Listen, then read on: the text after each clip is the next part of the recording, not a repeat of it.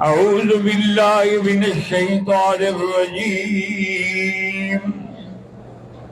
بسم الله الرحمن الرحيم وقضى ربك ألا تعبدوا إلا إياه وبالوالدين إحسانا إما يبلغن عندك الكبر أحدهما أو كلاهما فلا تقل لهما أف ولا تنهرهما وقل لهما قولا كريما. قال النبي صلى الله عليه وسلم إذا انقطعت دعوات لوالديه انقطع الرزق، أو كما قال النبي صلى الله عليه وسلم. صدق الله العلي العظيم وصدق رسوله النبي الكريم ونحن على ذلك لمن الشاهدين ومن الشاكرين والحمد لله رب العالمين.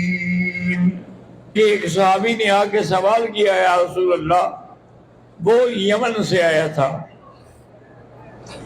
انی استشیرک واستاذنک بالجہاد، حضور میں مشورہ بھی چاہتا ہوں اور اذن بھی چاہتا ہوں جہاد میں جانے کا. آپ نے فرمایا کہاں سے آئے؟ انہوں نے کہا یمن سے آیا ہوں. آپ نے فرمایا کہ وہاں کوئی تمہارے والدین میں زندہ ہے؟ انہوں نے کہا یا رسول اللہ دونوں، میرے ماں باپ دونوں زندہ ہیں. فرمایا ارجع الیہما، واپس جاؤ ان کے پاس اور ان سے اجازت لو، ان کی خدمت کرو. اجازت دیں تو ٹھیک ہے، ورنہ ان کی خدمت جو ہے وہ بھی ایک جہاد ہے جس پر اللہ تبارک و تعالی تمہیں اجر عظیم عطا فرمائیں گے. حضور نے فرمایا، حدیث میں آتا ہے کہ حضور صلی اللہ علیہ وسلم نے فرمایا کہ جو آدمی والدین کے لیے دعا نہ کرے اس کا رزق اللہ گھٹا دیتے ہیں، اس کا رزق کم ہو جاتا ہے. اور والدین کی دعا جو ہے وہ اتنا بڑا مقام ہے. حضور صلی اللہ علیہ وسلم نے فرمایا ہے کہ دعاء الوالد فی حق اولادہ کا دعاء النبی فی حق امتہ، کہ والد کی دعا اولاد کے لیے ایسے ہے جیسے کوئی نبی اپنی امت کے لیے دعا مانگ رہا ہو. اس سے بڑا مقام اور کسی کا کیا ہو سکتا تھا.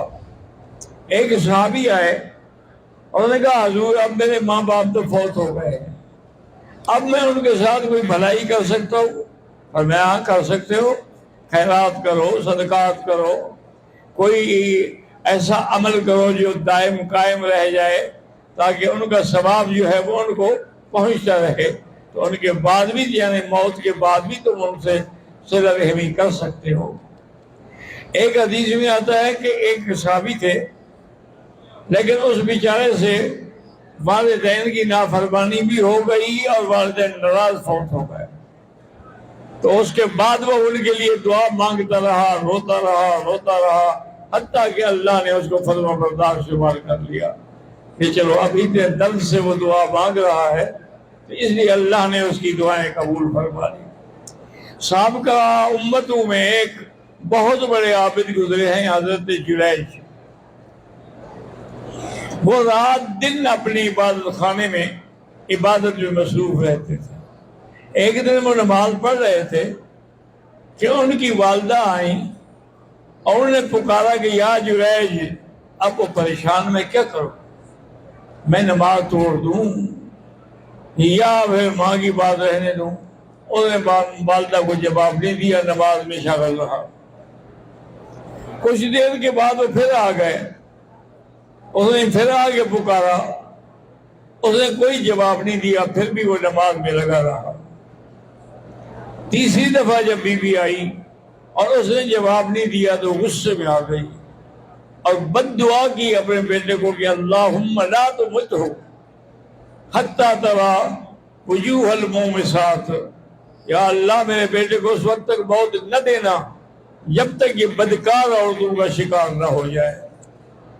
اب بیچارہ آئے، میں نماز پڑھ رہا ہوں کہ نماز پڑھ رہے تھے کہ ایک دفعہ، دو دفعہ، تین دفعہ بس اب جو بد دعا وہ سے نکل گئی وہ تو نکل گئی۔ اسی اصلاح میں بنی اسرائیل کی اس قوم میں جو وہاں آباد تھی، ایک عورت تھی جو بڑی خوبصورت تھی۔ اور نے کہا اچھا میں تیری عبادت کا امتحان لیتی ہوں۔ تو انہوں نے ماں کا بھی خیال نہیں کیا، وہ آئی اور حضرت کے ساتھ عبادت میں شریک ہو گئے، اور حضرت ساری رات جاگتے وہ بھی جاگتی رہتی، لیکن حضرت جنید نے اس کی طرف توجہ بھی نہیں کی۔ جب 2-3 راتوں کے امتحان کے بعد اس بی بی کو غصہ ہے، انہوں نے کہا اچھا تم نے میری قدر بھی نہیں کی ہے، اب میں تم سے انتقام لیتی ہوں۔ اور عورت کا انتقام جو ہے وہ بڑا خطرناک ہوتا ہے، اللہ ہر مسلمان کو محفوظ رکھے۔ اس نے ایک چرواہے سے جا کر جنگل میں برا کرایا، اور اس چرواہے سے وہ حبل اس کے پیٹ میں ٹھہر گیا، حتیٰ کہ وہ وقت آ گیا کہ جب وہ حمل یعنی پیدائش کے قریب آیا تو سب لوگوں کو شور کیا کہ دیکھو جس کو تم نے ولی بنایا ہوا ہے، بزرگ بنایا ہوا ہے، بڑا نیک بنایا ہوا ہے، اس نے میرے ساتھ زنا کیا ہے۔ انہوں نے کہا کیا دلیل ہے؟ اس نے کہا دیکھو میرے پیٹ میں بچہ ہے۔ اور جی لوگ تو پھر ایسے ہوتے ہیں نا کہ مردہ باد تو مردہ باد اور زندہ باد تو زندہ باد، یہ نہیں دیکھیں گے کس کو زندہ کہہ رہے ہیں کس کو مردہ کہہ رہے ہیں، حالانکہ نہ ان کے کہنے سے کوئی مردہ ہوتا ہے نہ زندہ ہوتا ہے۔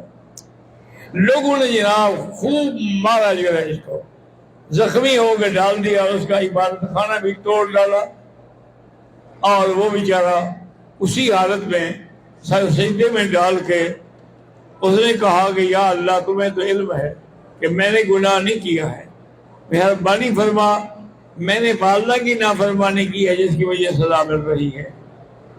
تو اس نے کہا کہ لوگوں سنو، میں نے کوئی زنا نہیں کیا، نہ ہی یہ میرا بچہ ہے، مجھے تو ماں نے یہ بد دعا دی تھی۔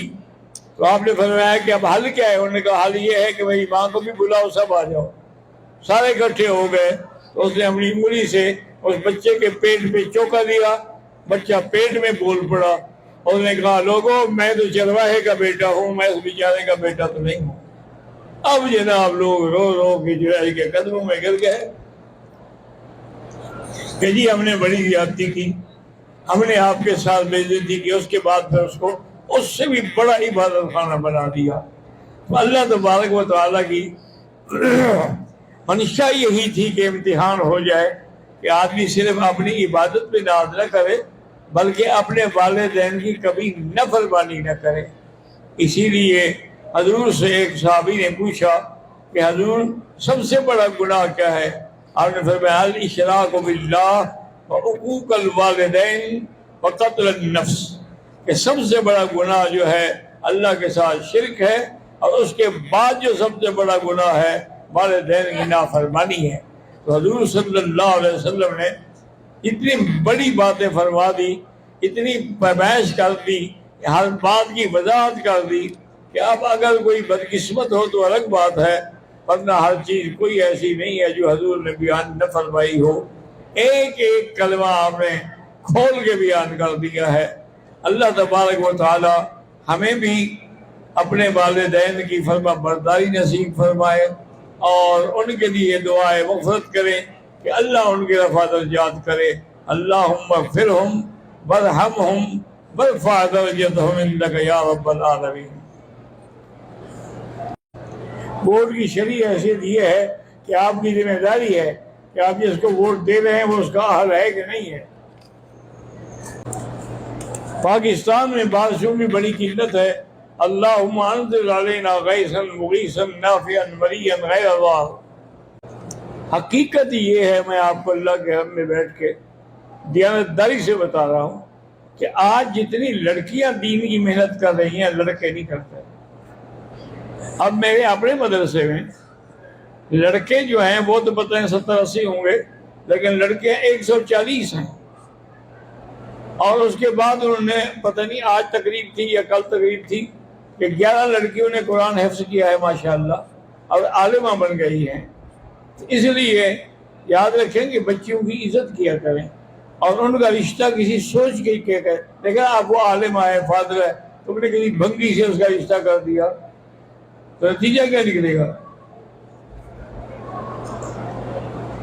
محمد ریان نے قرآن حفظ کیا ہے، ماشاء اللہ، آپ کو مبارک ہو، کیونکہ بچہ جو حافظ بن جائے اسی کی وجہ سے والدین کو قیامت والے دن میدان حشر میں تاج پہنایا جائے گا موتیوں کا۔ حضور نے فرمایا اگر وہ ایک موتی بھی باہر آ جائے سورج بے نور ہو جائے۔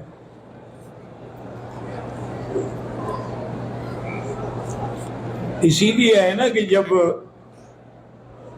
بادشاہ شہنشاہ اکبر، کیونکہ وہ بھٹک گیا تھا راستے سے، دین سے ہٹ گیا تھا، اور دین اکبری کا ایک نیا دین بنا رہا تھا کافروں کے کہنے پر، تو عالمگیر اللہ نے توفیق دی، عالمگیر اورنگزیب کو، اس کا بیٹا تھا وہ، لیکن اس نے اس سے تخت چھین لیا۔ انہوں نے کہا یہ رہا تو پھر اس کا معنی ہے کہ سارا ملک میں دین ختم ہو جائے گا۔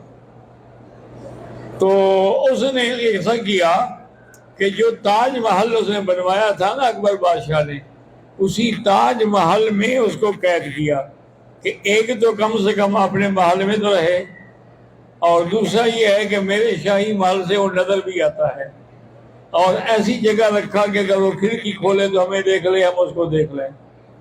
کئی دن ہو گئے، ایک دن عالمگیر نے، ویسے عالمگیر خود بہت بڑا عالم تھا، بہت بڑا عالم تھا، اور اس نے جو فتاوی عالمگیری لکھا ہے، آج وہ پوری دنیا میں اتنے عرصے کے بعد بھی کوئی دنیا کا دینی مدرسہ نہیں جہاں یہ فتاوی نہ ہو۔ تو اس نے بلایا اپنے دوستوں کو، علماء کو، کہ بھائی کوئی حل کرو، آخر کتنا عرصہ مجھ سے والد ناراض رہیں گے، اور ان کی ناراضگی میری تو ساری نیکی ختم ہو جائے گی۔ لیکن اللہ جانتا ہے کہ میں نے دین کو بچانے کے لیے باپ کو گرفتار کیا ہے۔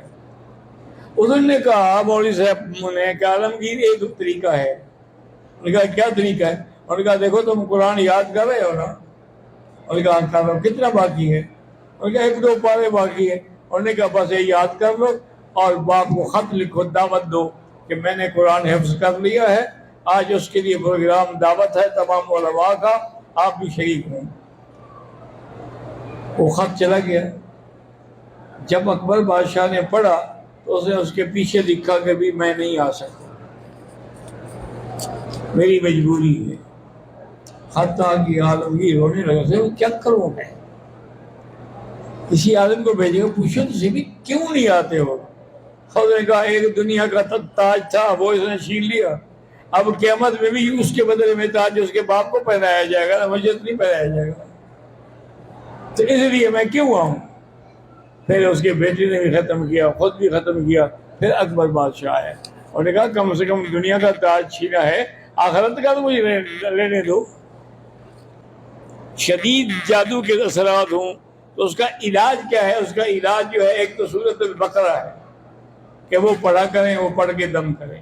دوسرا یہ ہے کہ آخری 3 سورتیں جو ہے وہ بھی 3 دفعہ پڑھ کے ہر نماز کے بعد بدن پہ پھیرا کریں۔ جادو تو میرے آقا میں بھی ہو گیا، لبید ابن العاصم نے کیا تھا، تو حضور پاک نے دیکھا کہ حضرت جبریل اور میکائیل آئے، انہوں نے پوچھا ما بہذا الرجل، اس بندے کو کیا ہے؟ اس نے کہا مطبوب اور اس پر جادو ہے۔ اس نے کہا کس نے کیا ہے؟ اس نے کہا لبید ابن العاصم یہودی نے کیا ہے۔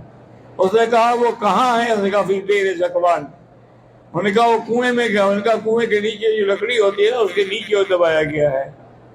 حضور حضرت علی کو صحابہ کو لے کے چلے گئے وہاں، فرماتے ہیں کہ میں نے دیکھا کہ اس کا پانی اتنا گندا ہو چکا تھا کہ معلوم ہوتا تھا کہ اس میں کوئی زہر ملایا گیا ہے۔ بہرحال حضرت علی اترے نیچے، انہوں نے جا کے نیچے ہاتھ مارا تو وہ آپ کی کنگھی مبارک مل گئی۔ تو اس ظالم نے یہ کیا تھا کہ ہر کنگھی پہ ایک طویل جو بناتے ہیں اس کو رسی باندھی اور سب پہ اس نے جادو پڑھا۔ اب حضور پڑھتے گئے قل اعوذ بالفلق قل اعوذ بالناس، آپ نے 11 آیتیں ختم کی اور جادو بھی ختم ہو گیا۔ واپسی پر بھی عائشہ نے کہا کہ حضور اگر آپ ساتھ لے آتے تو ہم بھی دیکھ لیتے۔ فرمایا میں فطرہ کرنا نہیں چاہتا، اس نے جو کرنا تھا کر لیا، میرے اللہ نے مجھے شفا دے دی۔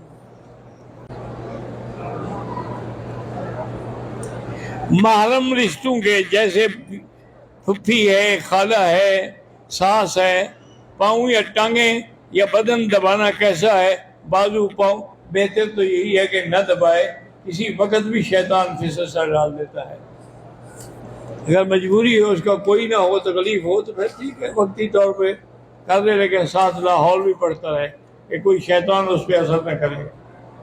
یہاں آنے کے بعد یہ ہے کہ ابھی تک بھی حیض ختم نہیں ہوا تو 9 دن گزر گئے ہیں، لیکن 10 دن پورے کرو، کیونکہ سب سے کم 3 دن ہوتے ہیں، زیادہ سے زیادہ 10 دن ہوتے ہیں۔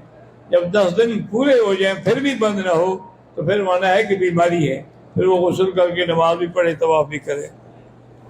اللہم صلی علی سیدنا محمد وعلی آل سیدنا محمد وبارک وسلم یا حی یا قیوم الاکرام۔ اللہم انا نسألک من الخیر کلہ عاجلہ وآجلہ ما علمنا منہ وما لم نعلم۔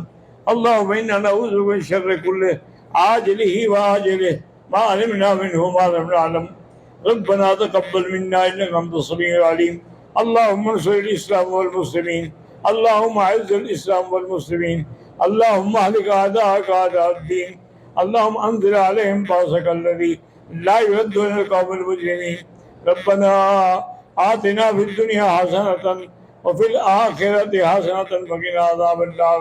وصلی اللہ تعالی علی خیر خلقہ سیدنا محمد وعلی آلہ وصحبہ اجمعین۔ اللہم صلی علی سیدنا محمد وعلی آلہ